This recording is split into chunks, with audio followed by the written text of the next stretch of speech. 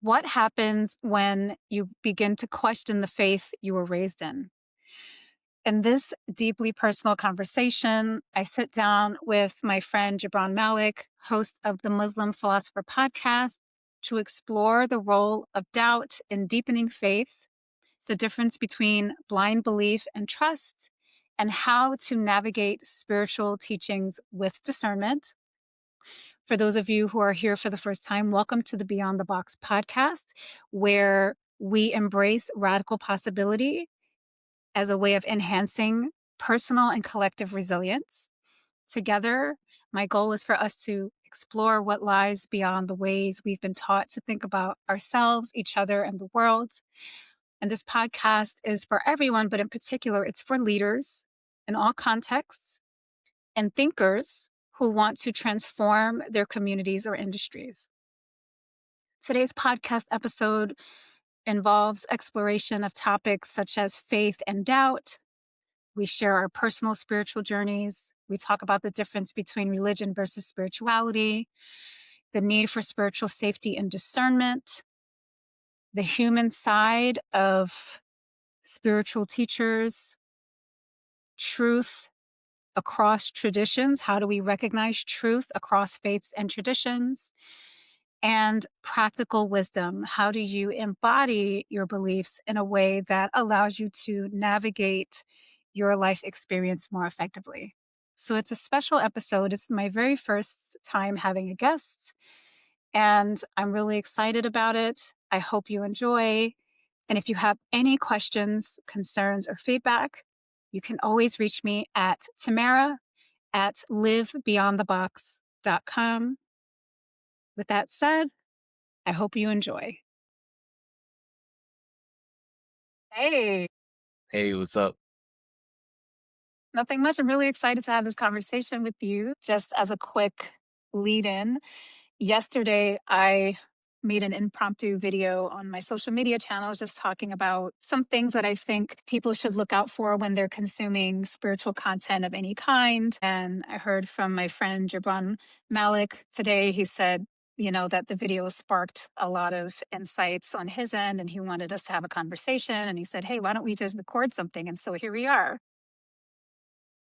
I've known you for several years now as somebody who is very nuanced and thoughtful and, has a really deep take on life. And this video that you posted, it really you hit the points really good. And you were general enough to cover, you know, everybody who's involved in any kind of spirituality or religious belief, which, right now I'm really taking a deep dive into with my channel, The Muslim Philosopher, where I'm not trying to aim to be a scholar per se, because I feel like we have a lot of scholars and they're well respected and they do a lot of work in their field to be at the level that they're at. Of a thinker. I'm more of a philosopher. And so that's why I call my channel that. And I like to read everything. I'm not a super expert in one field, but I am someone who's extremely thoughtful in thinking. And I think if that's a thing, I think that's one of the ways Yeah. philosophers describe themselves. And plus, I have a very unique story, and the only reason why I say that is because I've looked online to see other people's stories and see if someone else who's Muslim or was born Muslim, had a similar situation as me, and not really. I don't see it. So I want to talk about that in the scope of what we're going to talk about. It'll just come up here and there. I feel like I can contribute a lot to what you were trying to say. Yeah. And, I think the valuable part about telling your story is there could be a number of Muslim people who maybe have had or are embarking on a similar journey to yours, but maybe don't feel that there is a space or a forum to really express those things. So it would be wonderful to see um, what that opens up for listeners. And yes, we've been friends for over a decade. We've known each other. I remember you I, being at my I, 35th yeah, birthday party. yep. But in any case, yeah, and I find you to be very, very thoughtful as well. And I think we have these deep philosophical conversations, which I find it really hard in my world to come by people who want to talk about things, the level of depth, intellectual and emotional depth that I tend to address things. So I'm really excited for this conversation because I think that's something that we both share. Hmm. So yeah, I guess a great way to just to set the stage for this conversation is, as I was sharing in my video yesterday, there is a lot of uncertainty and chaos in the world, a lot of destruction happening. Just, I don't need to go into all of the Yeah. atrocities that have been taking place and have been, I think, a staple in humanity, right? So it's not like what we're seeing is new, but we're seeing it in a very emphasized, maybe over exaggerated way because of digital media and hyper exposure to Right. the things that are happening. And so, Hmm. what's happening, and I looked at some research from the Pew Research Center. Religion is, there's an uptick in people espousing religious and spiritual beliefs and philosophies. And that makes a lot of sense because in times of chaos and uncertainty, people seek certainty and they want answers. They look for Right. comfort. They look for some kind of order in all of the chaos. And there's a lot of research that shows a very high correlation between spiritual or religious belief and faith based practices and resilience, right? Higher resilience outcomes. And so I think I've seen it, and research is showing that people are beginning to turn more toward religious practices and spiritual beliefs at the same time because they are turning to these to faith-based practices from a state of vulnerability. What I'm finding is that you're more likely to be susceptible to some malpractices that I'm seeing, that I have observed throughout the course of my life because I've had lots of different experiences across different faiths and different spiritual philosophies and religions. But I think people are more vulnerable. And there are some things that people should maybe watch out for. And so I'm excited to share more about what I shared in that video and then also to get your take and your insights on those things as well. Yeah. Yeah. Yeah. I Did you feel want to like, add to any of that?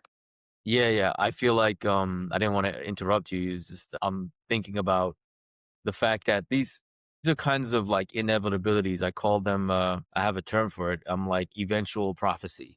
That's the word that the phrase that I've coined. It's our pursuit for technology and increased interaction, consumerism, you know, capitalism.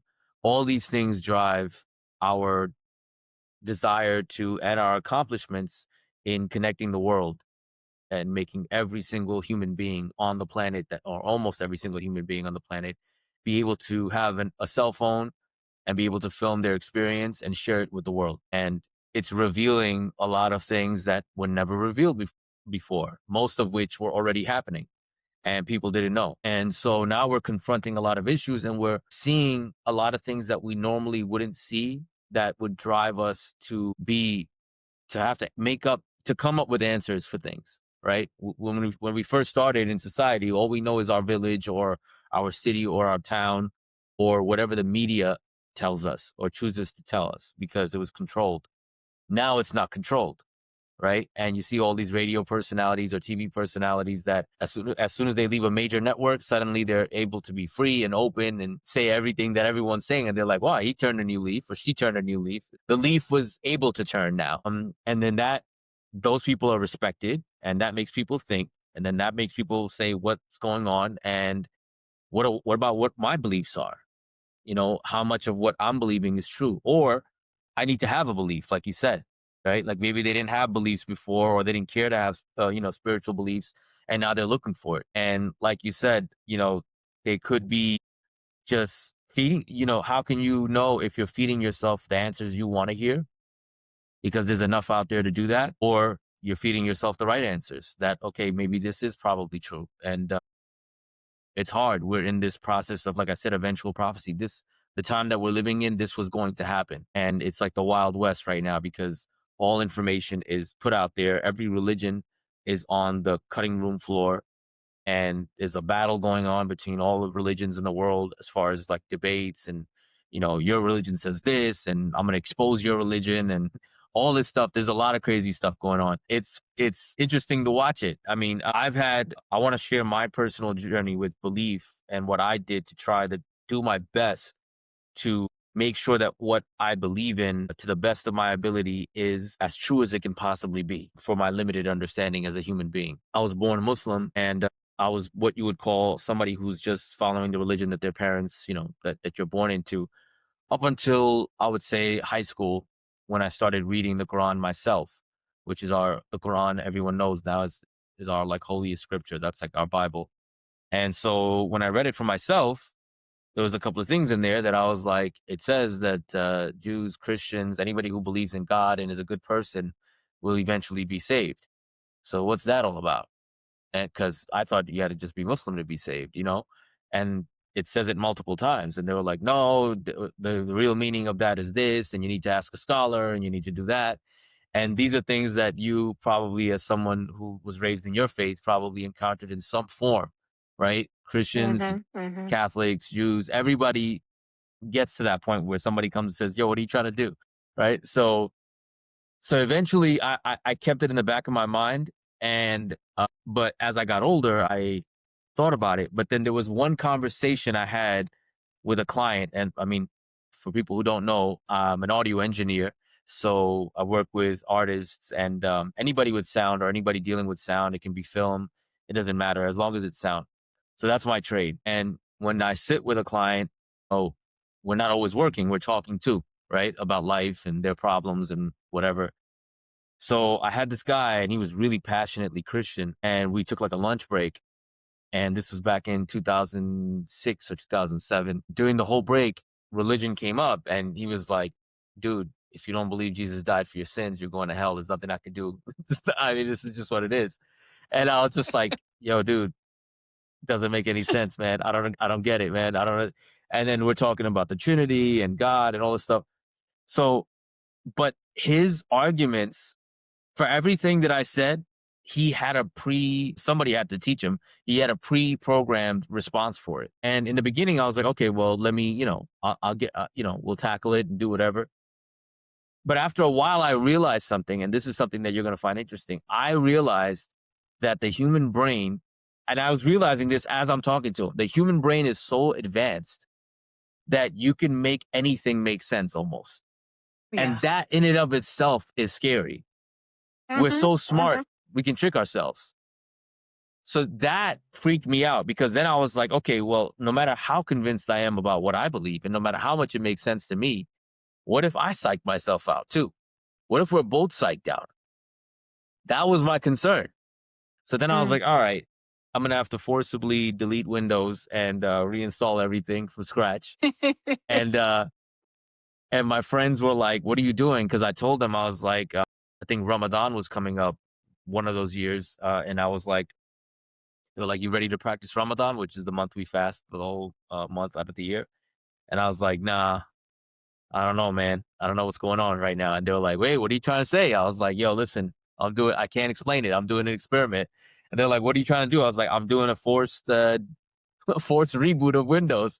They're like, what do you mean? I was like, I have to try to make sure I didn't psych myself out.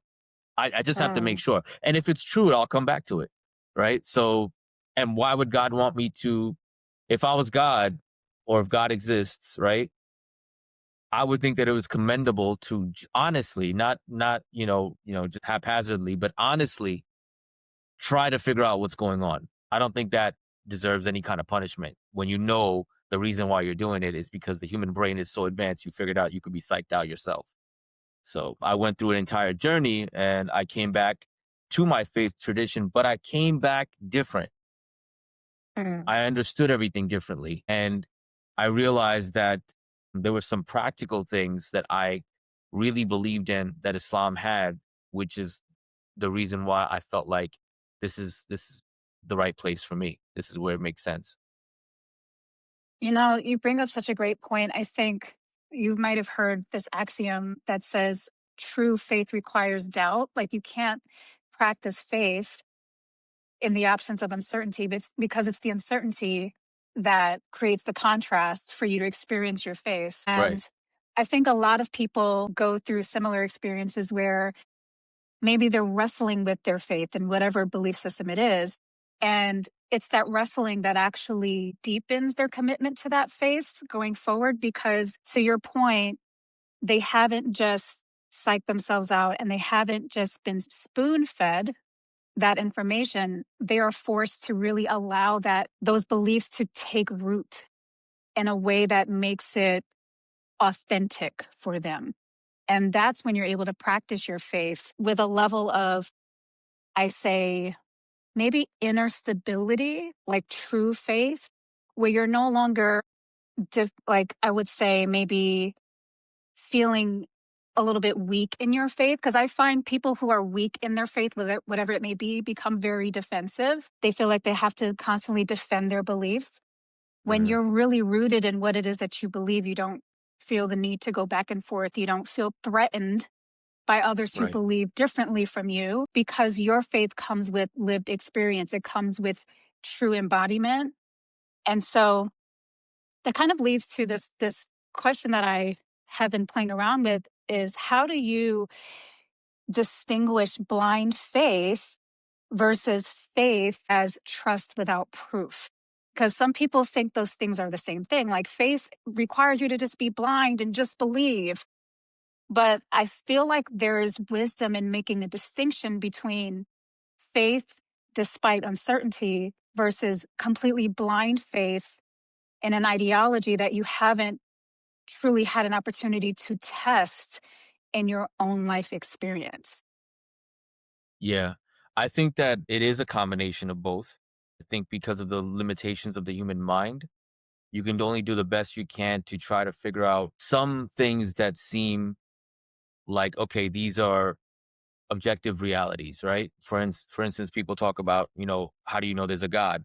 And one of the arguments is called the contingency principle, which is that everything is dependent on something prior to it. And ultimately, you reach a point where time or space is, there is no time, or time is so constricted that there is not enough, there's no time before time. And it's just like there's something there. And then it's like, okay, well, how do you know, even if you believe that and it's objective, how do you know that's a God in the sense that it's conscious, or it's interacting, or it's doing anything, right? Why does that need to be worshipped or anything like that? And then you can think about consciousness itself and think to yourself, I have an example that I use, which is, nothing new can come from a petri dish. So if I give you a petri dish full of, different bacteria, right?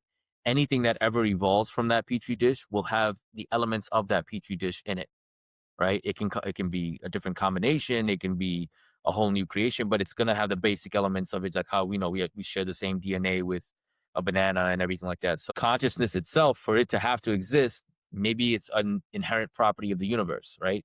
These are stronger things that, even though you have to have faith, they have some concrete objective reality behind it, or at least something that makes sense. Then you get to the aspects of faith where you have to really take a leap of faith. Like, okay, well, I don't know about, I don't know, maybe heaven and hell and some of these other concepts, that how can we really prove it, right? And in the way that scripture is teaching us, or any scripture is teaching us. So I look at it like this, like, I have enough belief in what's objective, and for some people, that can be 40%, 50% of their entire belief system. And then the rest of it, you take a leap of faith, you know?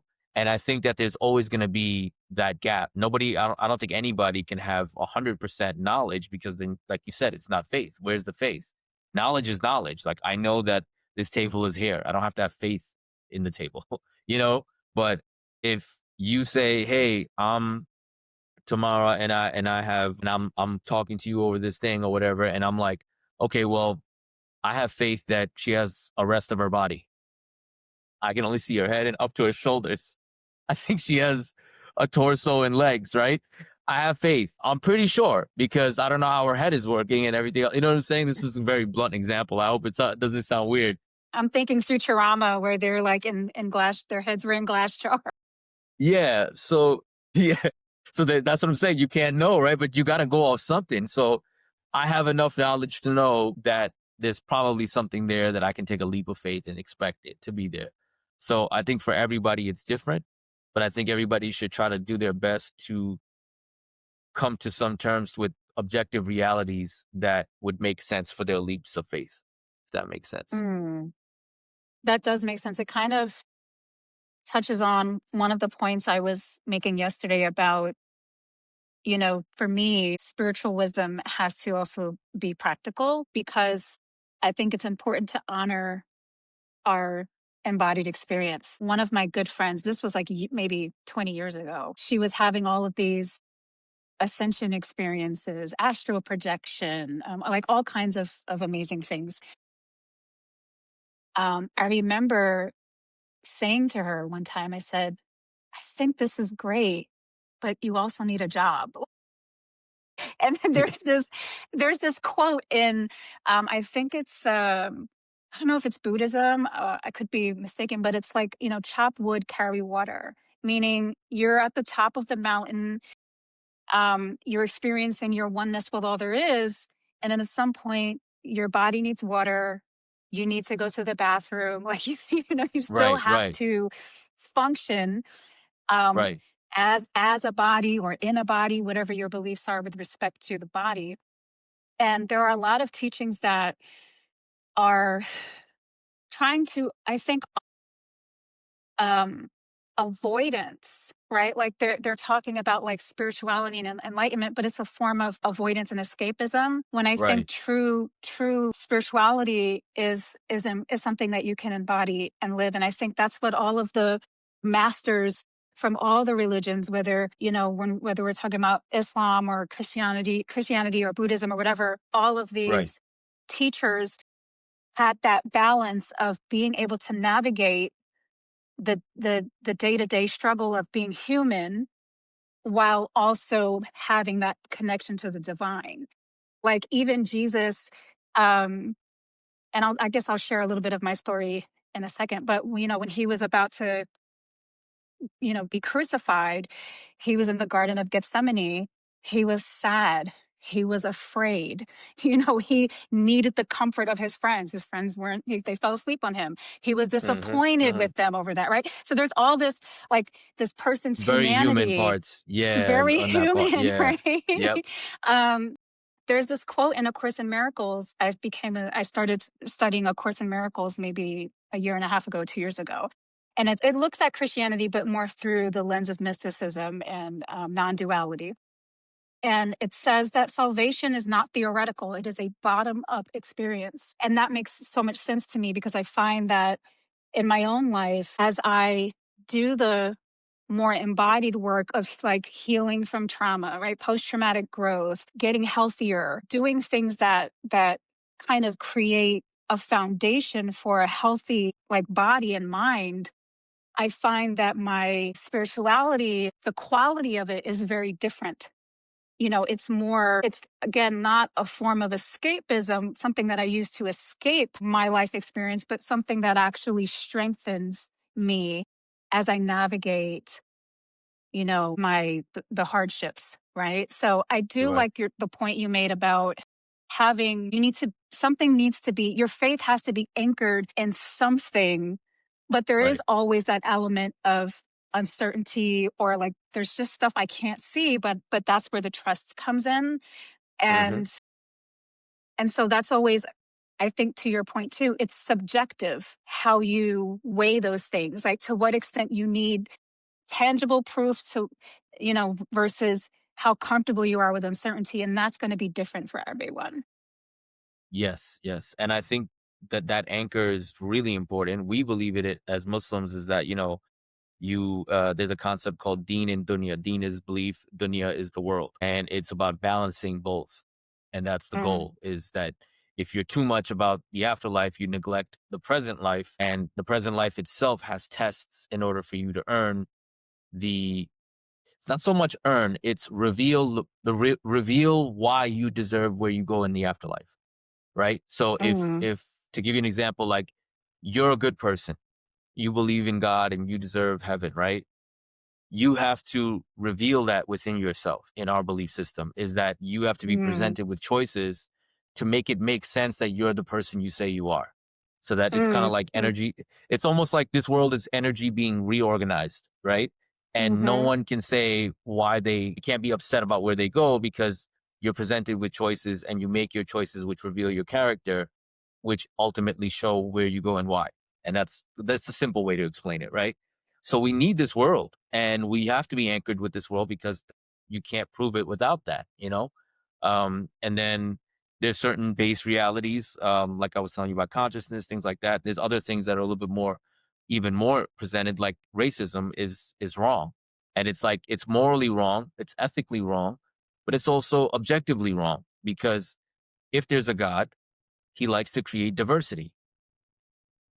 What's happening is what he did, right? So if he created Mhm. diversity, he likes that. How could what he likes be incorrect? And how can you want to fix? It's like you're working backwards. You're trying to fix what God clearly made obvious, right? So like racism is objectively wrong for me. On top of it being morally and ethically wrong, I have something that I can say this is what I feel is proof for that, and that it's actually not going with God. God doesn't like that, you know? So these are things that I do, that I try my best, like I said, to create some kind of objective realities to base my leaps of faith on, and my Yeah. principles that are underneath it.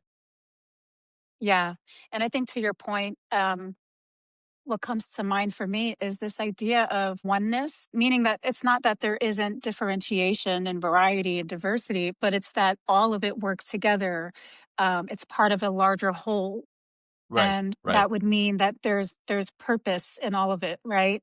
Even if you and I don't necessarily understand what the purpose of that thing is, our ego minds, our embodied brains might be assigning different meanings to things. But one of the principles that brings me comfort, it comes from A Course in Miracles. It says you didn't create yourself. And that is so humbling when you really think about it.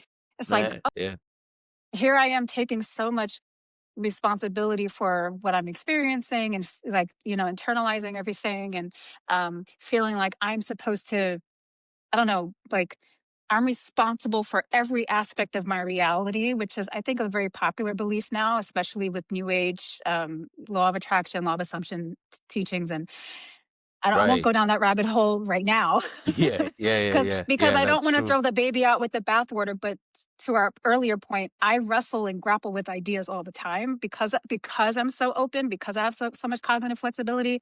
I find that I have to really like use my discernment to be like, okay, wait, what are the logical fallacies here? What's not making sense? What sounds good but actually doesn't work in the practical world? Right back to that practicality piece.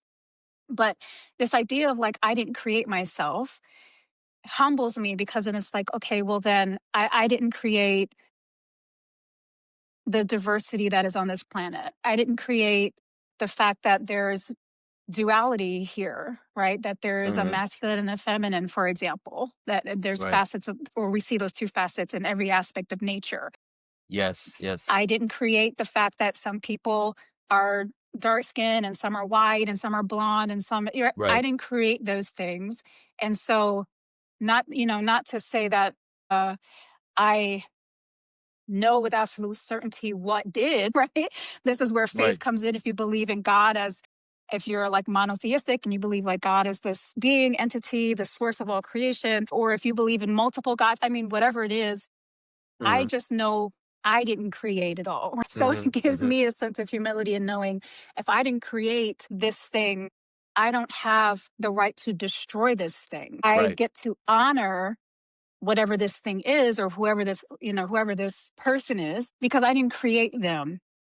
So, it's almost, it reminds me of this scripture, to his own master each servant stands or falls. I think it's in the book of Romans, if I'm not mistaken. Where it's essentially, we're all going to be held accountable in some way, shape, or form to whatever it is, whether we believe in God, whether we believe there's an afterlife or not, whether we believe that we wake up in another dimension, do a life review, get reincarnated, whatever it is, right?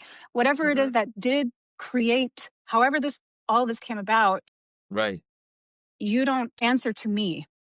And so love in that sense, from that perspective, is not necessarily about enablement or condoning harm. Instead, it becomes just simply honoring that whatever created me created you. And so I just get to honor that, whatever that is. Yeah, that's I guess I beautiful. should say thank you. I think I should talk a little bit about my experience. Um, I have always been very spiritually inclined, even before I was exposed to anything. I did not grow up in a very religious household, at least in the earlier part of my life. I think my mom had this graphic book with pictures of Adam and Eve, and it talked about the fall of man and whatever. But um, I remember seeing that when I was like 6 or something. But I wasn't, my mother wasn't religious in the beginning, but I was always had this openness and this faith in God and in Christ, or Jesus, and I didn't understand why. Mhm. I just kind of always had this feeling, right? And then my mother joined a church, and so then I started reading the Bible, and I became a Christian, and I was a Christian for those years throughout high school. Mhm. And this church, beyond just believing that you needed to believe in Jesus in order to be saved, they also taught that specific church was the only Christian church where you could be saved. So it didn't matter if you were a Christian. If you weren't a member of that church, Yeah. you Yep. were going to hell. Yep. Yep. I've heard So, about these. Yeah. I mean, this church, I'm not going to mention the church, but it was on 2020. It was exposed as a cult. Is it But I makes sense. remember challenging certain beliefs, like certain teachings, and the way that some of the scriptures were kind of distorted, and made, and there was one study, and someone that I was in the teen ministry with, we kind of talked about this. There was one, so in order to get baptized, there was a series of 7 studies that a person had to do. So now I know, with my educational background, that this is socialization, right? You this is indoctrination. Here Mhm. are the beliefs you need to internalize in order to join this group. And there was one study in particular, and it's the one where we're like using scriptures to prove that this church is the church of Christ and no other church is the church is, true, Yep. Yep. is representing true Christianity. And we all, whoever led that study, we all felt sleazy doing it. Somehow, we Wow. all deep down inside intuitively, and we were teenagers, by the way, Mm. we just knew it was manipulative. And there were a lot of us who would avoid leading that study when it came time to leading that study with a new convert. Wow. Um, and, or we would just do it and like hope, like, it was just, it was bad. This study in Damn. particular, we all felt it. And so I remember asking a lot of questions and being like, hey, how come we believe this? That's not what the Bible actually says.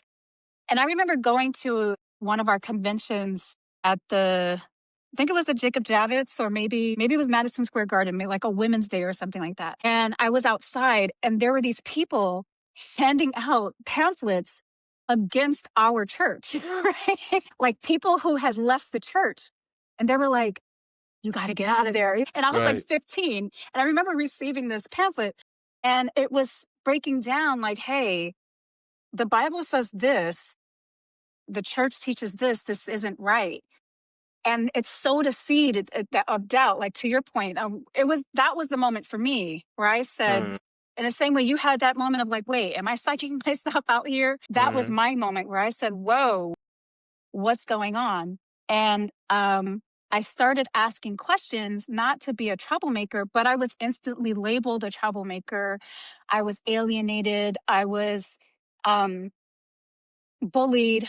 I was put down. I was very I was treated very badly, Yeah. and I wound up leaving the church when I was 17, 18, because I was suffering from depression, and they were blaming my depression on a lack of faith, saying that my Mhm. faith just wasn't strong enough. Otherwise, I wouldn't be suicidal. I wouldn't be depressed. Forget my history of childhood trauma, right? So there was a Like to lot add of insult to toxicity. injury.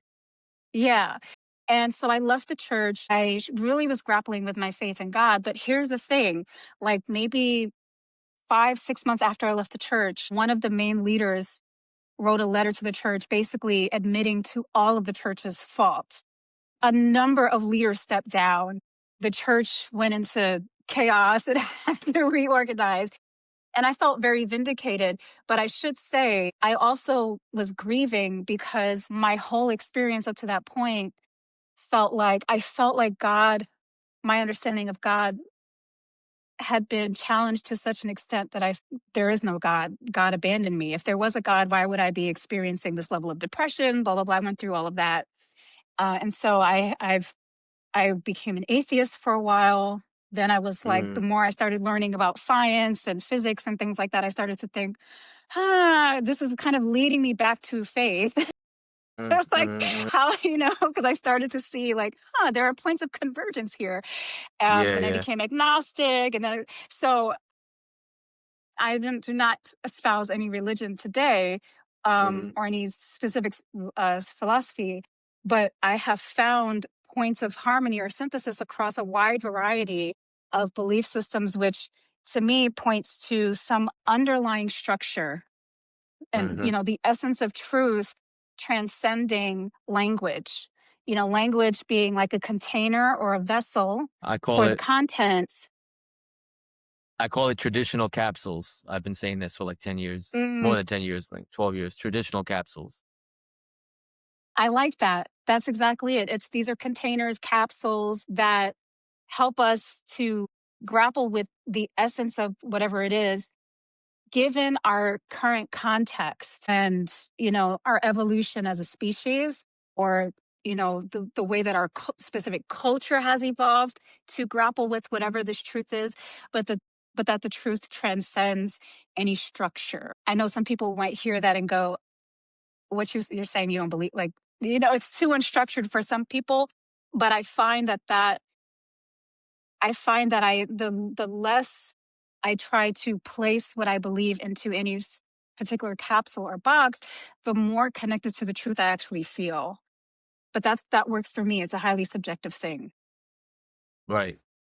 Wow, that's amazing. I think a lot of what you describe, it describes my journey. Although I forced myself, I wouldn't say that I was put in that position. I put myself in that position because of Mm-hmm. just generally, I was going through certain things in life that helped fueled it, but it wasn't directly related. It was just emotional sadness, wondering if Mm-hmm. my prayers are reaching God. Is there, like, am I not doing it right or whatever? Like, what is right? What is wrong? I just wanted to understand God better. If there is a God, I want to understand him better before I decide on any traditional capsule. And so I began studying a lot of different religions. Started with, like Sumerian documents and like the Epic of Gilgamesh and a lot of early stuff, the Enuma Elish, and it seemed very like comic bookish to me. And I mean, this is my personal experience. It was funny because when I got back to the Bible, because I wanted to go, from back in time forward in time, right? So the last book I would read would be the Quran. And so when I got to the Bible, I did notice something about the Bible in comparison to other tradition prior to it, and that was that there was a consistent philosophy. It wasn't just a set of just random beliefs. There was something consistent about its belief system in the Bible, where there were consistent themes of, what you sacrifice, you get in return. What you do, it affects things around you, and then you have to fix. It's like it was very real, and it was a very straight attempt to talk about a belief system. And the thing that hooked me was Moses' conversation with God at Mount Sinai. And the thing about it that fascinated me was I was fascinated by the divine name, the four-letter name, YHWH or YHVH, Mm-hmm. depending on which way you want to go with it, but it's YHWH is the oldest way in Hebrew. And I was studying that and I realized that when prior to Moses, God is just El, right? He's just the high God in the pantheon of gods that the Near Eastern people believed in, right? El being the father God, or like the God that was above all other gods. And I know before that there was a duplicity of multiple beliefs in different gods, but Abraham is the one who just chooses one God, whatever created everything, whatever's at the top, right? It seems as if Abraham doesn't really understand that God. He just chooses that God and follows that God. It's only when Moses is like, tell me your name. And then I understand that in Hebrew, asking for someone's name, it's more about a character description. Like, what are you really? Not just your name, right? Like, names meant something. where it's like, what are you? What do you do? Right? Like Jesus' name, Yeshua, means salvation, right?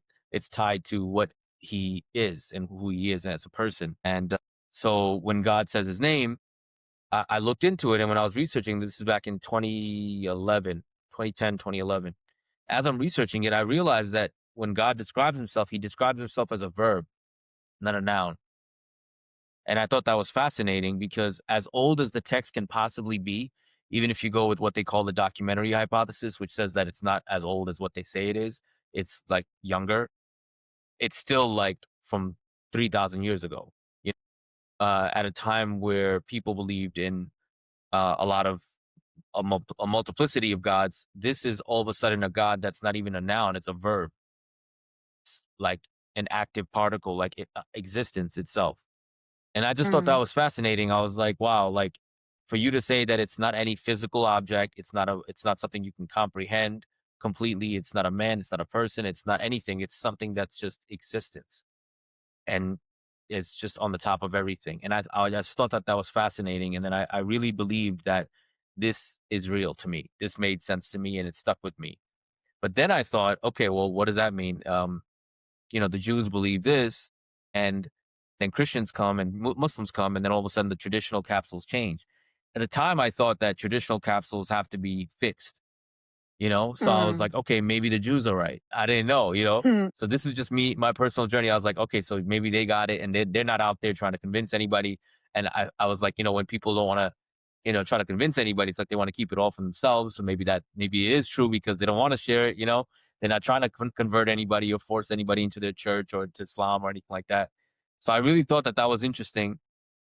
But then I realized that even through reading through the Bible and then getting up to Jesus, and then Jesus talking about how, it's deeper than the traditional capsule. It's about love, it's about empathy, it's about the things that all those things are built on. Without love, empathy, compassion, and caring for people, the law doesn't do anything. It's just like a robotic mm, structure. It doesn't really serve the purpose that you need to serve. So at that moment, I realized that I was convinced that yes, there are principal ideas that are true, but the way it's encapsulated doesn't have to be the exact same way. But then it doesn't have to be any exact way, right? So then I was like, mm-hmm. okay, well, it's up for grabs, but I have to believe in the fundamental principles. So this is where I'm at, like back in 2013 or 2014. I'm like, okay, so I believe in a few fundamental principles that are outlined in the Bible. I don't believe that those fundamental principles is distinct, that I don't believe they change, but I think that you can make practices built on top of them. Like this is the foundation, and you can build different houses on top of that foundation as long as they all fit with the foundation. And I would say the foundation is kind of like a basic math. So 2 + 2 = 4, and 8 + 8 equals Mm-hmm. 16. And then you can have trigonometry, you can have calculus, you could have all these advanced maths, but they all have to conform to the basic math. So it doesn't Right. matter what. Then then I got back up to the Quran. And then I was like, okay, now I understand why the Quran is even the way it is. Whereas when I was born into it, I Mm, didn't understand it. And the same thing with Jesus. Like when I got to Jesus, I was familiar with Jesus because, I'm born and raised in a Christian country and I'm familiar with some Christian stuff. But that was when I read the New Testament for the first time, I understood what Jesus was doing for myself in line with what comes prior to it because I was going in order. And when I saw Jesus saying things like that, it's beyond the traditional capsule. It's not about you're so obsessed with the way you received the structure that you're focused on that and you lost the whole plot. And I was like, yeah. wow, that makes a lot of sense why Jesus did that. And Jesus taught like this incredible amount of love. Like that was his primary focus. I think prophets always, they're like doctors, they're spiritual doctors, right? They don't have to necessarily just prophesy the future. That's just one aspect of it. But while they're there, aside from doing that, whether they have one prophecy or they have 50, they're the spiritual doctors of that time. They can say, hey, this is the issue right now that needs to be solved. If it's idolatry, then the focus is on that. But if it's not idolatry and everyone's in the synagogue and everyone's doing everything right, but they're still lacking, then what's the issue? The issue is you guys don't have enough love. I think Jesus was a very polarizing person, not intentionally, but because of the condition of what the time he was living in. And I think because he was so you know, the way he spoke was in parables and with metaphors and similes. And I think it makes sense that there would be so many churches because you can come up with so many different interpretations of what Jesus Mm, meant. And so what the Muslim says is that we believe in a certain interpretation of what Jesus meant.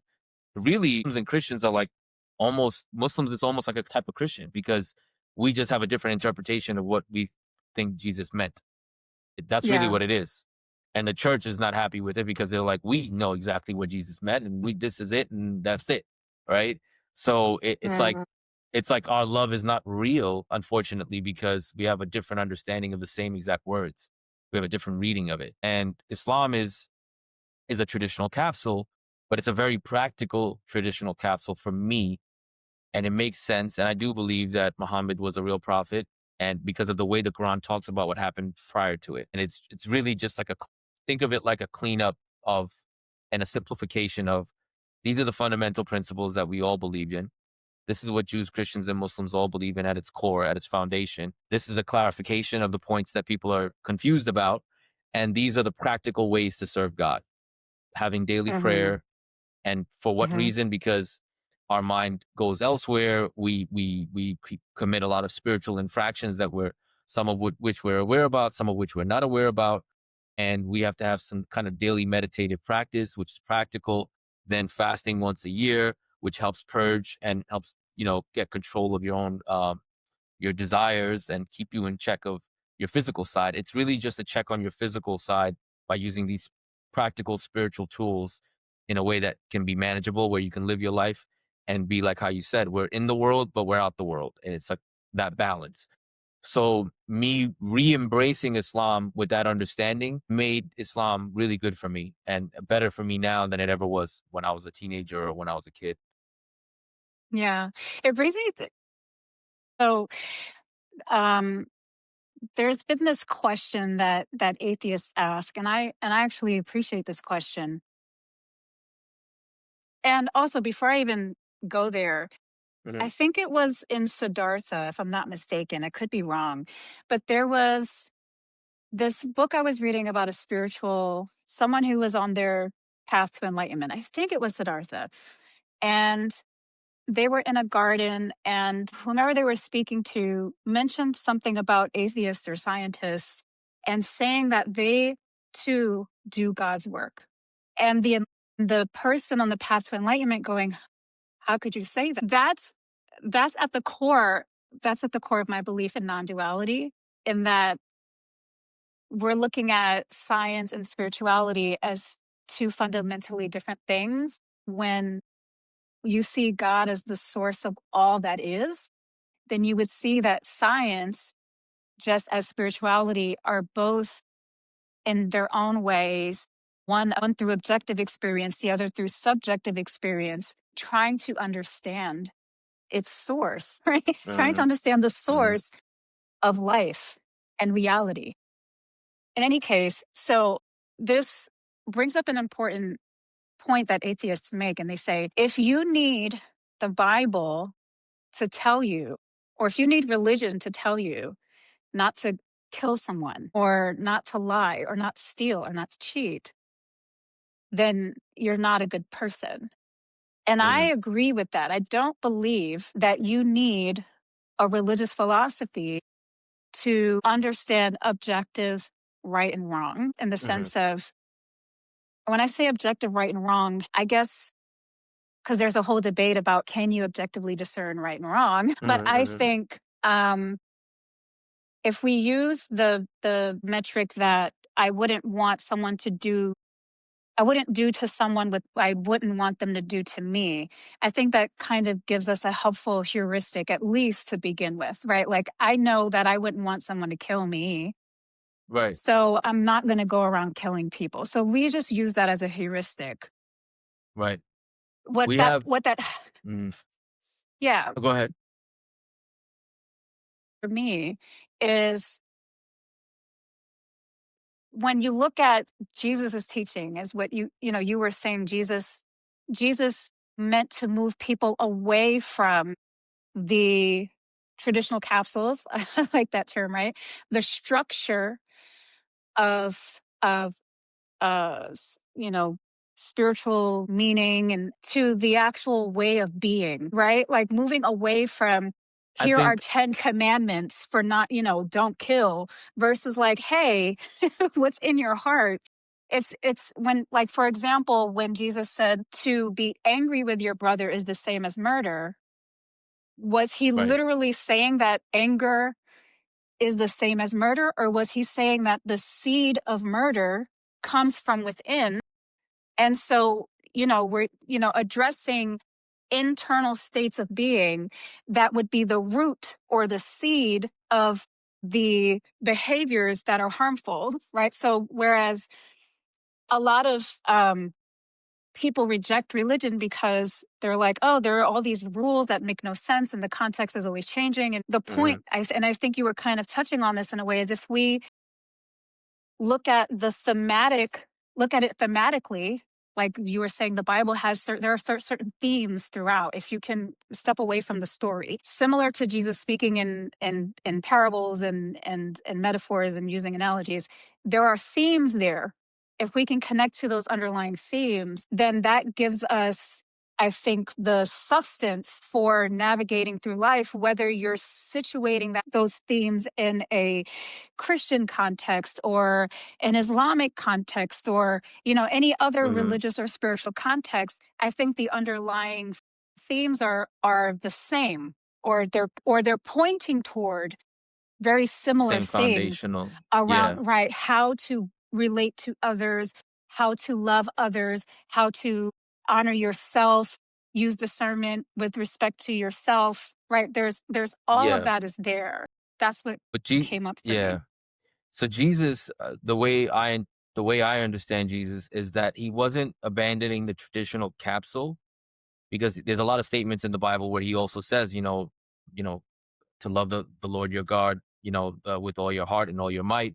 That's the greatest commandment, and then to love your neighbor as you love Hmm. yourself. Right? Right. All of the law hang on these two commandments. He doesn't abandon Right. the law, but he's saying that this is you got your whole thing upside down. He was trying to make sure that, because they were putting the law above that. It's Right. like Yeah. your whole the The structure frame for of everything is reference was wrong. inverted. Yeah. Yes, Yeah. exactly. So people took it so many ways. You could take it as, okay, well, forget about the whole structure. But that's not really what Jesus was saying. And Jesus, you can't just say Jesus was just about structure. Definitely not. That one is more obvious. But he was just concerned with, hey, listen, you can have structure. We have a structure, but that's not the issue right now, if that's the easy way to explain it, right? And even the disciples, if you notice, there's certain points where he says, they ask him, how do we pray? And he's like, then he teaches them the Lord's Prayer. But that wasn't something that he is going out of his way to teach to begin with. He's not looking to teach structure until they ask him for structure. And I think human beings, like, to go back to your point, when you said about atheists saying that if you need religion to tell you to do certain things, you're not a good person or whatever, that's true. And in Islam, we have a concept called fitra, which is Arabic word for the natural predisposition. And what we believe is that the natural predisposition are all those things that it's wrong to do X, Y, and all the innate things that that are wrong that you feel. And those things, religion is not supposed to be, it's supposed to serve two purposes. Religion is a structure to protect that, because you can corrupt it. So, like, children are innocent Mm. when they're born, right? And they have they don't see racism, they don't see any of these things. They're just naturally happy, carefree, loving, everything, right? They have their natural fitra, their natural predisposition is tarnished, but the world tarnishes it. And so religion serves, one of the purposes for religion is supposed to be a way for you to have these goalposts, or not goalposts, but kind of like fences in a way, to help you protect and remember what that innocence is, if that makes any sense. Mm. So the atheist is Yeah. correct in one way, but I think it's just a misunderstanding of what religion is supposed to, what function it's supposed to serve. And it's not their fault. It's Yeah. not the atheist's fault. It's the religious people's fault for not explaining it. And why did I have to search so deep and so hard to find that? So the onus is on them rather than the atheist.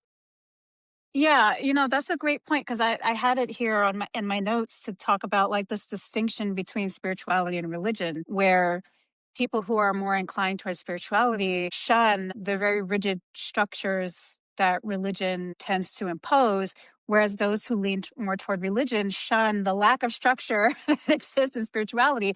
And I kind of feel like as I have been lately like wading through or swimming through all of this like new age spiritual mystical all this stuff, right? And it's like the Hmm. wild wild west out there with It respect is. to the It really is different it beliefs. is. It's like it's a little crazy out there. But so I understand the importance of a framework or structure. There's quote. The last name of this guy is Box. Basically the quote is, "All models are wrong, but some are useful." And what that is that when we look at frameworks or models, like belief systems, religion is essentially a model, right? A model for how we Hmm. behave, how we relate to each other, et cetera, et cetera. The law Hmm. or these rules are meant to your point, create some type of insulation, right? Like we need to protect whatever we need protection or we need order, we need direction, we need And organization. unity too. Yeah, and unity, right? So all that matters to what extent, to our point about Jesus, to what extent does the structure then become the thing that we're identified with versus what it is the structure is meant to preserve, Yes, 100%. And so I do think I don't know to what extent it's helpful to just be floating, floating around as a spiritual person, which is how I felt personally. I'm not making fun of spirituality. I just kind of feel like, okay, I do find myself wanting to organize all of this some way, somehow, but Hmm. not Hmm. in such a way that I then paint myself into a corner Right. Right. or make the structure the point. And I kind of talked about this on LinkedIn. I talked about, what makes a house a home isn't the structure of the house, but the interactions within it. The quality of Right. the interactions within the structure is what makes it a home. Otherwise, you just have structure. So a lot of people seek to define themselves, their relationships, everything through structures. We could apply this to couples who get married thinking if we just add structure to our relationship, then we'll have safety, then we'll have security in the relationship. No, if you don't have security and safety before the marriage is not going to give you that. Yeah, You know you're what building I it on mean? false. Yeah, you're not building it on anything real. Yeah. So this is kind of like the way that I think about all of this transcends religion. It's how I think about life in general. It's why I came up with Beyond the Box. And the point being, how do we learn to have a more flexible relationship to the structures we build so Yeah. that the structures should reflect our evolution rather than limit our evolution as a species. And so that's how I've been thinking about and grappling with this, spirituality versus religion and the Yeah. pros and cons of each. Yeah. It's a, this just life is just this whole thing is like a Broadway show and it's just fascinating. Like what is happening here? You reminded me of something that, Prophet Muhammad, peace be upon him, said. He prophesied and he told his disciples, we call them Sahaba, but that's the Arabic term, whatever. And he basically said, you're going to make all the same mistakes that the Christians and the Jews made, down to the Mm, last exact thing. And they're just like, what? Like, what's happening, right? What he was saying was basically that it's impossible. Like, I'm giving you this now, right? And it's in a form that's exactly tailor made for you guys, right? It has the principles, it has the foundation, it has the structure that is exactly in your language and your understanding. And you guys are on point and you got it. Perfect balance of foundation, structure, everything's in its right place. But human nature is going to destroy everything. I'm not mm, special in the sense that our religion is, uh, you know, better than any other religion in terms of what's going to happen. Human nature is ultimately what has control over it. As a text is in rhyme format, it's in song format, and the reason for that partly is because you can't make you can't make mistakes in remembering lyrics for a song. Like if you and I remember a song from back in the 90s and thousands of people remember it when we first heard the song, if you mess up a lyric, everyone else is going to know what the real lyric is. So it reinforces itself as far as an oral tradition. So we pride ourselves on that. But ultimately, even if that's true, we ourselves are messed up. That part you can't stop. And that's what the constantly needs to be checked. Like, okay, do you have to abandon the capsule? Not really. You just need to fix it and go back to what it really meant for what it was designed for in the first place, and not think that the capsule is everything, like what Jesus is, the value of Jesus' teaching, which is, you know, indispensable in my opinion. That Jesus's teachings are indispensable, and I think that they need to be heard and understood by every single human being on the face of this earth forever. Because not just because of this, like, oh, he's Jesus, it's peace be upon him. He's what he had to say at that time, the condition of the time, and what needed to be taught, he taught it. And that needs to be understood like forever for everyone and everything. Even when it goes Yeah. beyond religion, even when it goes to science or construction or anything that requires any structure, you have to always remember, what was the purpose of this?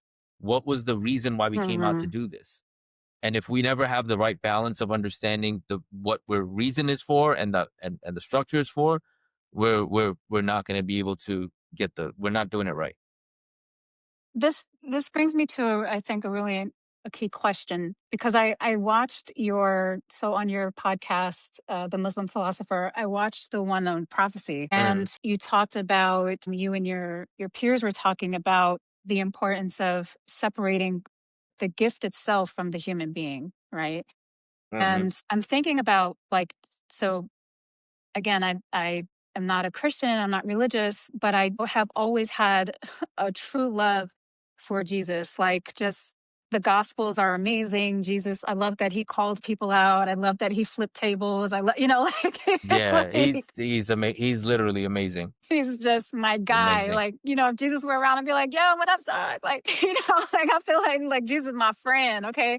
But the thing Mm-hmm. about it is, I think there's a difference between following Christ consciousness, like adopting Jesus's attitude and a philosophy and what he did, versus worshiping the person, which I think creates a lot of distortion. And it's challenging because, let me make this concrete. Okay. There is a Christian that I follow on Instagram who does a really good job of taking scriptures and giving them practical, making them really practical, especially given today's context. Okay. Mm-hmm. So he talked about, how the scripture says, if your right eye causes you to sin, gouge it out. And he talked about men who struggle with lust, and how deal with Mm-hmm. it is by balancing their eyes. So basically avoiding looking at women. And Mm-hmm. he says that Jesus wasn't encouraging you to necessarily bounce your gaze around, because it still reinforces the idea that women are meant to be objectified and as sexual objects.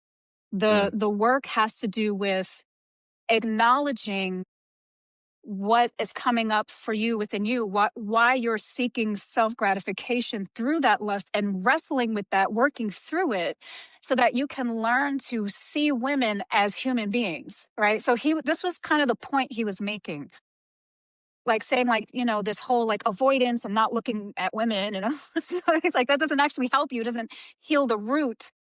It just you're just putting a band-aid over the true issue, which is that you objectify women, you see them as sexual objects. Likely not your fault. Just look at the way that the world, society objectifies women all the time.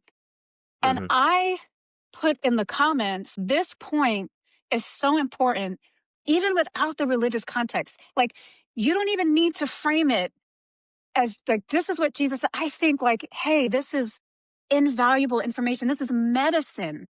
Because Mm-hmm. I can't even imagine how many men would like hear that and feel like, oh wait, there's a way out from this. I don't have to feel like I'm a prisoner of my mind, or that I can't have a meaningful relationship with a woman unless I'm sexually, like, I could see that being useful. But Mm-hmm. someone in the comments said, it's not useful unless you acknowledge Jesus as Lord and Savior first. You know, me being me, I said, okay, I get it. I get that for you, the source of the truth needs to be acknowledged. And at the same time, I don't see that that's how Jesus taught. I don't see Jesus being like, yo, I'm not going to give you this miracle unless you Yeah. acknowledge me first. Like he never put conditions around. He gave the truth freely. He gave people the medicine. So, and the medicine was the shift that they needed in their perspective. Can't we just give people the medicine? And there are people who are like, nah, you need I to, think, acknowledge Jesus as your Lord and Savior and then get this medicine. And I'm like, and I don't want to just, I'm like, okay, I was there. I was there when I was in yeah, that yeah, church. yeah, Right. So it's yeah. almost like I have this compassion where like I sense the fear behind it. Like, no, I'm betraying Christ if but Hmm. when you really look at the way that and we were just talking about this, where it wasn't about, so it wasn't yes, Jesus said, follow me, but Hmm. what did he mean? Did he mean put my pictures up in your house and still talk Hmm. crap about people and still be stingy? No. Follow me, Hmm. follow my example, follow the way I live, follow the way I serve my people, follow my love, the way I Hmm. love Hmm. people, not me as I mean, it's challenging for me. I don't know. What are your, what are your I thoughts feel on no, this? no, no. I look. I mean, me and you are around the same age, and I bring that up to say that all of us, every single person alive right now, is no, that we weren't there. We're reading what was written about him, right, and we're trusting the authorities, so to speak, the religious authorities, to tell us what we need to say or think, in the general sense, and then we have to say something. We have to say, okay, well, when somebody's an amazing person, and Jesus, peace be upon him, is an amazing person. I don't think anybody can deny that, right? Um,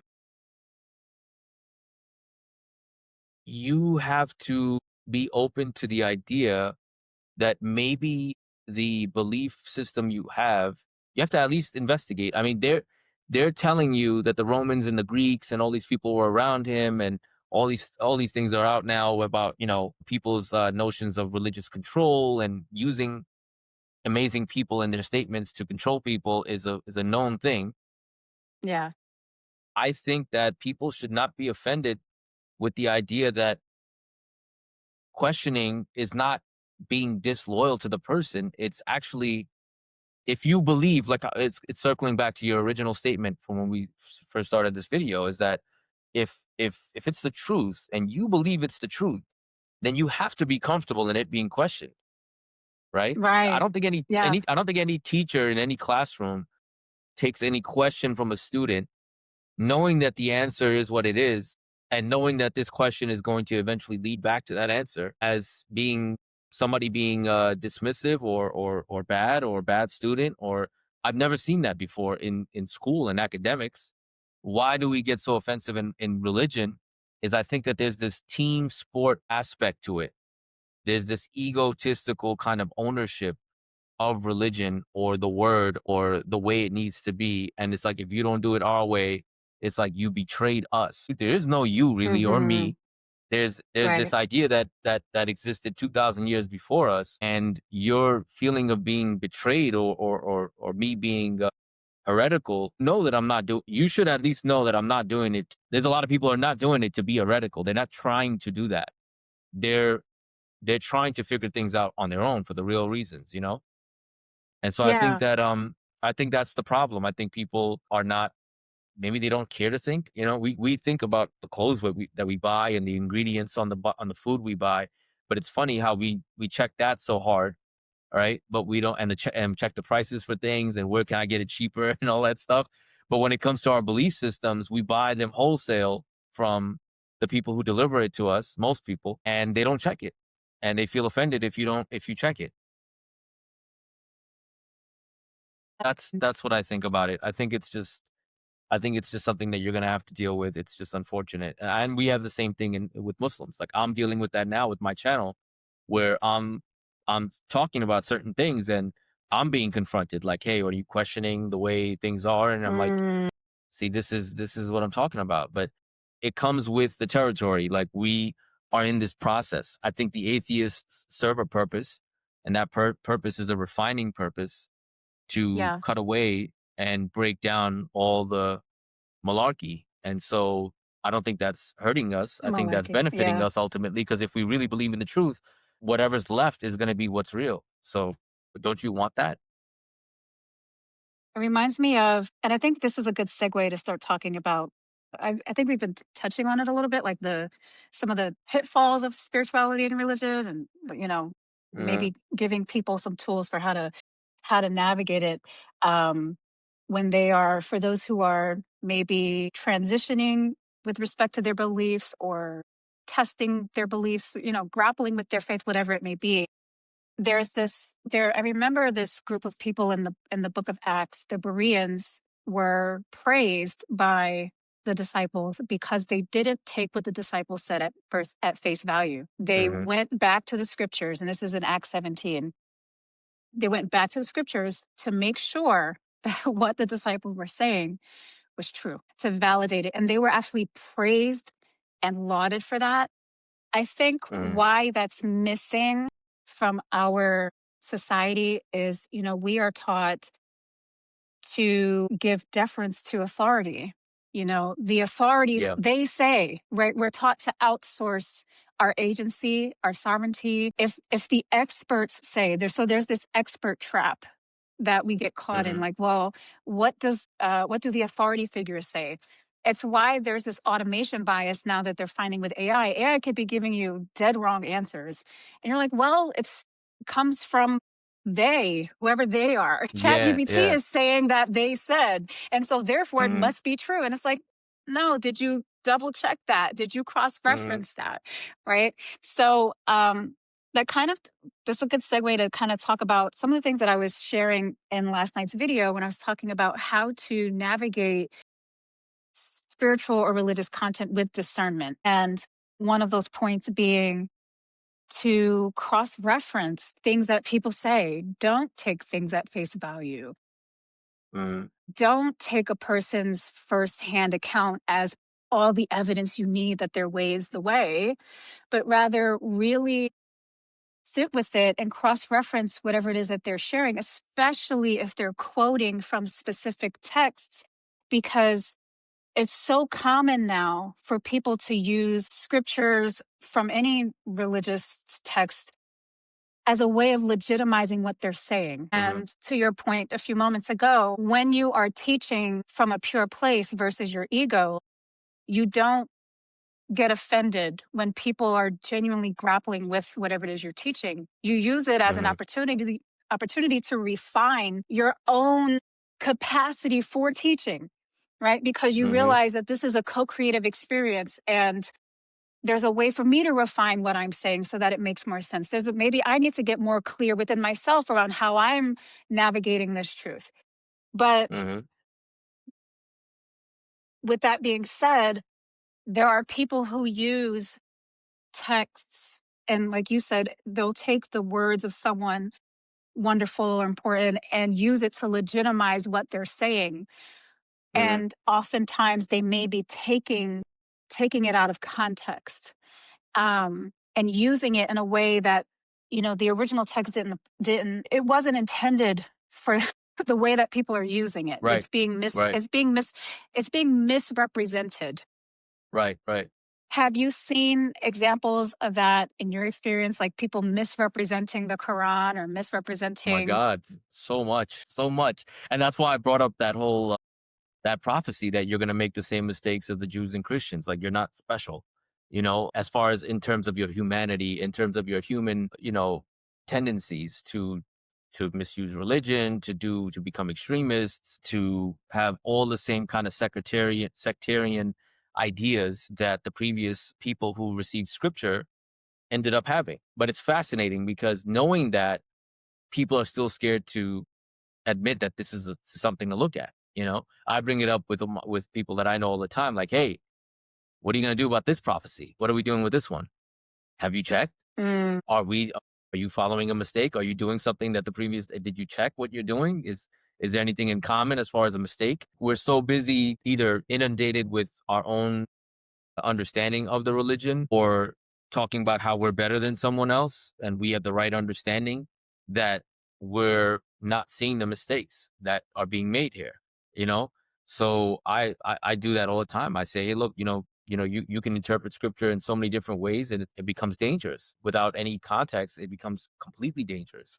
There's verses in the Quran that without context are the violent things that, some of these media mm, networks and people say that this is what they believe and whatever. Like, no, it's not. yeah. But when Yeah. you do see that, when we're a population of 1.8 billion, I think is the lower estimate of it. I think it could be close to 2 billion or whatever in the world, right? So even you find a few thousand people out of 2 billion people that are those extremists that want to be violent and find a justification for it in religion or want to be politically motivated to take over the world and find a justification for it at a specific time in history when it was kill or be killed. Like we can't understand the time Mm, of the Roman right. Empire and all that stuff. It was like everyone was at war because the mentality was if I'm not taking over, I'm being taken over.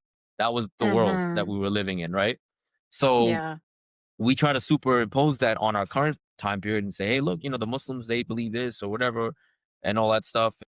But there are some, but going back to the point that you made about, everyone being able to see the whole world suffering and everything like that. And at the same token, we can see the whole world's extremism in certain places. Mm, We can look at Sudan, we can look at certain other yeah. hotspots in Afghanistan or whatever and be like, what, this is what these guys believe in? Like, not Yeah. what I believe in, not what every Muslim in America believes in. No, like, yeah, you'll find it. If you're looking for it, you'll find it. But this is the nature of humanity. Like, we're going to have these sectarian split offs that are going to be crazy like that.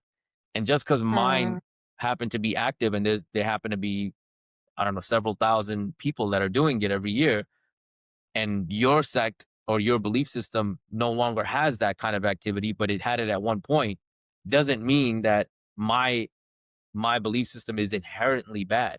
It's just what's happening in the moment, right? And a lot of it is mm-hmm. also driven by political events, like the war in Iraq and the destabilization of the Middle East, and allowing all these splinter groups to take control that they never had control, allowing their narrative to be attractive. People talk about Mm, all these militant groups like, oh, this group is a militant group and they're Islamists and all this stuff or whatever. Okay, but why is their narrative attractive? What conditions exist? Why are gangs attractive in the hood? yeah. Why is it so much fun to Yeah. join a gang? Why does it Mm-hmm. why are those same gangs not attractive in well-to-do neighborhoods? Why don't they have the same Right. numbers? Because the Mm-hmm. conditions don't exist. The appeal is not there. Right. The narrative can't be sold. So we create these situations and then we allow these cancers to pop up, these negative entities to pop up and have a story and have a place.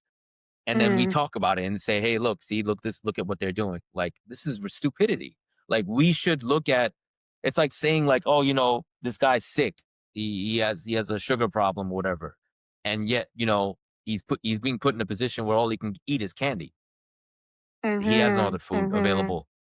And it's like, yeah, look at this Yeah. idiot. He has diabetes, whatever. You never gave them the option, to be able to make a better choice, or the better choice was not appealing, you know?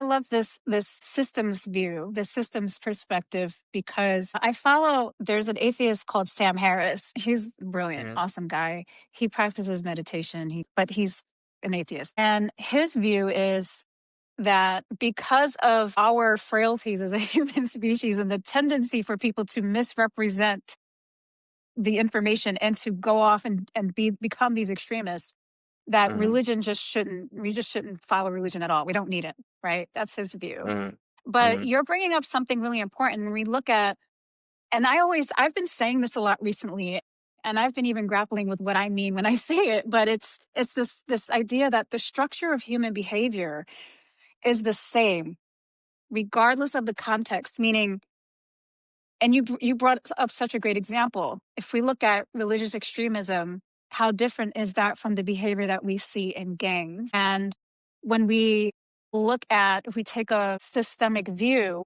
of that, then it's like what seems causal, in this case, religion seeming to be the cause. It's like, well, is that the only causal factor? What other factors Hmm. are there? And Right. I think this is why having this conversation around, when we're approaching spirituality or religion, there are some pitfalls that we need to pay attention to, because I think the difference with spirituality or religion is that there are these notions of like absolutism, right? Like the truth is absolute. Hmm. There's the Hmm. transcendent themes that come with it, like no matter what you do, you can be redeemed. You can be redeemed through your death. You can be redeemed. Like there are all these different themes that I think make Hmm. religious extremism. There's a different quality to it, but I do appreciate your point that if we ignore the like more ecological factors, we have that temptation to throw the baby out with the bathwater, so to speak, and say, well, this is a problem with religion. Whereas those of us who have familiarized ourselves with a lot of these religious texts know that it's usually the very opposite thing that the religion is promoting. The religion isn't promoting Right. Right. Right. genocide and terrorism. It's promoting love Right. and harmony and caring for your community, Right. right? It's and before because I have it in my mind right now. The reason why people love Jesus so much, one of the many reasons, is that they say he never taught any of that other stuff. He only taught love, right? Now, the thing about Moses and Muhammad and other prophets that, you see them like, going and fighting whole villages and all this stuff or whatever, is that it's all, I don't want to say it's circumstantial. I don't know what the word is right now. It's not coming to me, but it's it's those aspects of what they did had to do with the physical part of the world that we were talking about, like not the spiritual. Like now Yeah. we have to deal with what's the anchor that you were talking about. Like I'm in a world, Hmm. there's a treaty that just got broken, there's a political situation, I need to deal with it. What I do is going to be recorded, and that's going to become part of religious history. And that can be taken to justify God knows what, Hmm. if somebody wanted to do that outside of its context and be taken to say, Yeah. okay, yeah, well, this is what you're supposed to do. No, but under normal conditions, this is why when you see people saying, "Oh, Muslims actually believe in war and all that stuff, and if they don't do it, they're not really practicing Islam." No, that's wrong, because we practice the Right. principal ideas of what we're supposed to believe in. When the conditions don't exist for us to have to, nobody's fighting, nobody's stopping me from praying. Nobody's fighting me if I fast in Ramadan.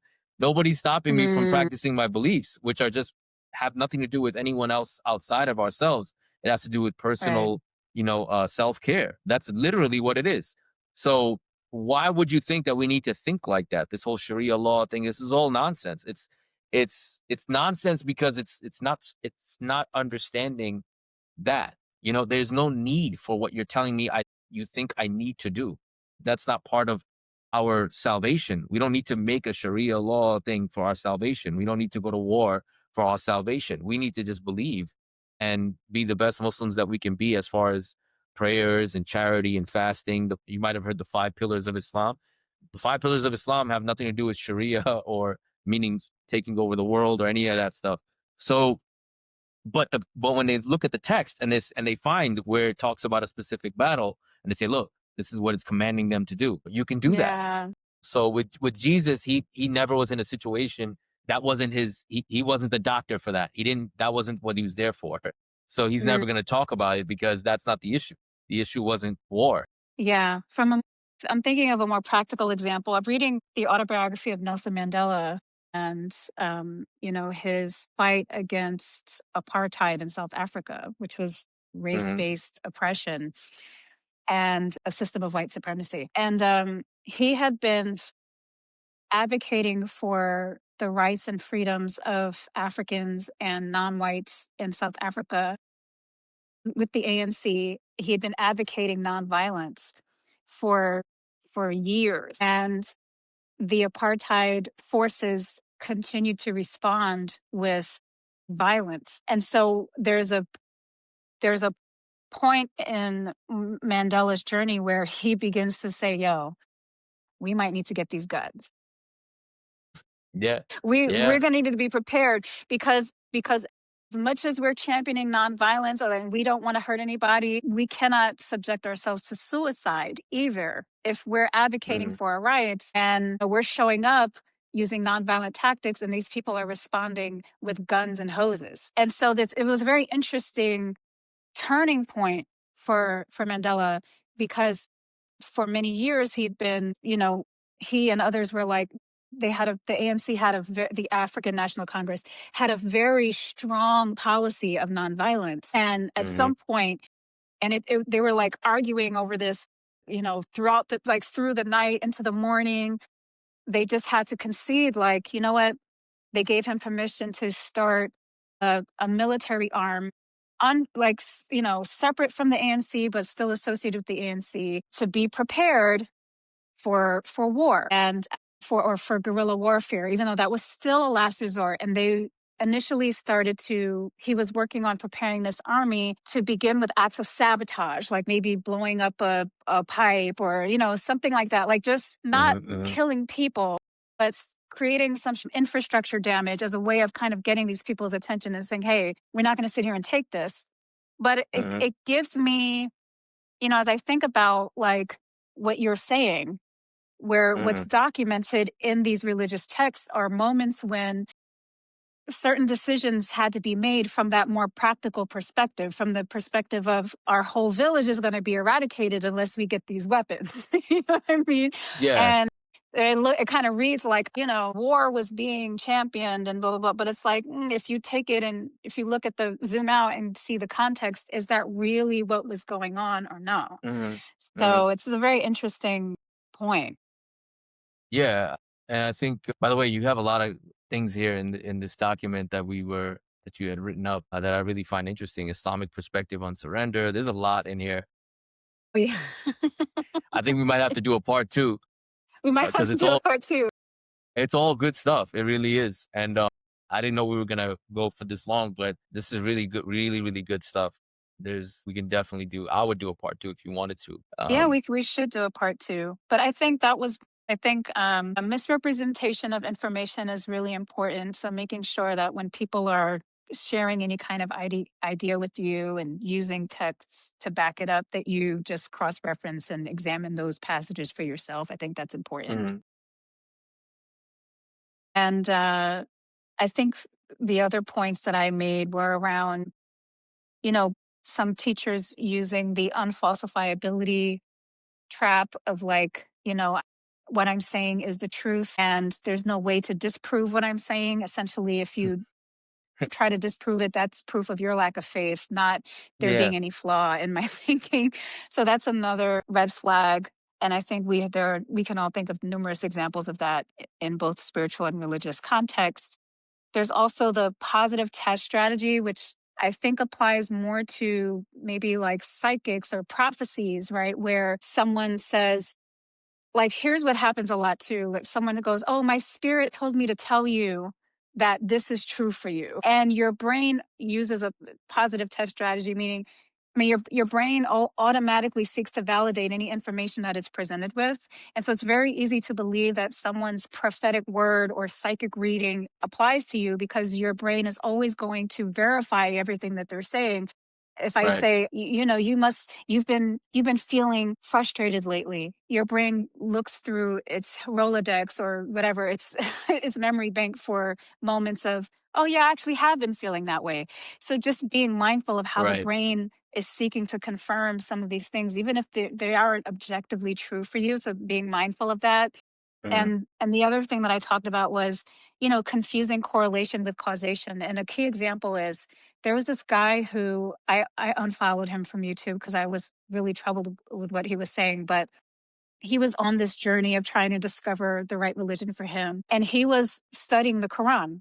And he said Mm. while he was studying the Quran, nothing was going well for him. His YouTube channel wasn't taking off, things weren't working out. And then he went to visit a Muslim country. And when he was at this hotel, an explosion occurred across the street. And for him, that was evidence that he was following the wrong religion. And so he switched to reading the Bible and started became a Christian or a Catholic. Mm, And mm, suddenly things started working out well for him.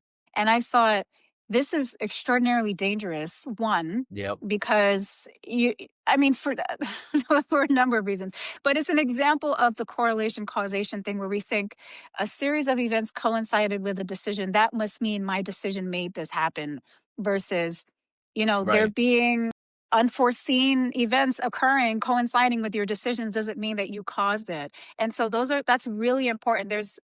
And I kind of warned him. I said, be careful now, because what you're advocating is that people deserve to suffer when they're suffering. And that's maybe we'll talk about that in part two. Yeah, and you know what? I have a lot to add to that because it's so crazy because you could also interpret it differently. You could interpret it as like somebody might be like, well, maybe now I'm really on the right track because the devil's trying to stop me, whereas the devil wasn't trying to stop Wow. me before, You right? see? So this is what no, Yeah, this is it's what true. I'm saying. So That's a good one.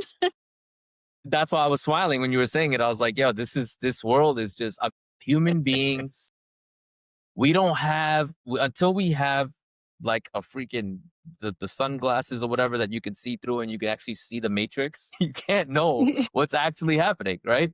Like even if we knew the principal ideas behind things, but we can't confirm it. It's like I know how the pipes work, but I just can't see the pipes, so I can't tell you which one it is. I can't tell you if it's clogged. I can't tell you if it's just going the wrong way. Theoretically, all these things are true. Even if I knew they were true, I still can't see them, so I can't tell you which one it is. So ultimately, we're still back at faith again, And Mm, I want to close that. I want to close with something that is pretty fascinating that I would love to share for people to know about. Is that we have a term in Islam called kafir, right? Which is loosely translated to infidel, which is not it's not explaining the meaning properly. The etymology of the word comes from to something that means kafara, which means to cover or to conceal, right? mm, So in our belief system, technically speaking, we can't call anybody a kafir in the sense of like you're an infidel. I can't just say that to somebody because they don't believe what we believe. And the reason why we can't say it is because it's something you have to actively do and you have to believe something and then knowingly hide it, meaning that spiritually, you're the type of person who rejects the truth once you know it. And that's about anything. It doesn't have to be about mm, religion. It could be right. about like, oh, I know about that situation, but I'm going to willingly, knowingly hide it and act like I don't know. Mm, That's not good. That's not good for your soul. It's not, it's right. you're it's a reflection of someone who's not heaven bound. If you had to use a sign for their spiritual state, they're not in a heaven bound state, they're in a negative Mhm, state.